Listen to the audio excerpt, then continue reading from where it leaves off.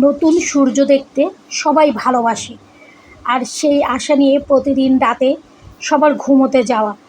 কাল হয়তো নতুন একটা সূর্য দেখব, যে সূর্যটা ওঠার সাথে সাথেই আমাদের জীবনের সব দুঃখ, কষ্ট, গ্লানি সব এক নিমিষে হাওয়ায় মিলিয়ে যাবে। এই আশা নিয়েই কিন্তু আমরা বেঁচে আছি, এই ভরসা নিয়েই আমরা বেঁচে আছি। হয়তো কোনো একদিন কোনো এক সূর্য এমনই উঠবে, যে সূর্যটা আমাকে আমূল পাল্টে দেবে, একদম পরিবর্তন এনে দেবে আমার জীবনে।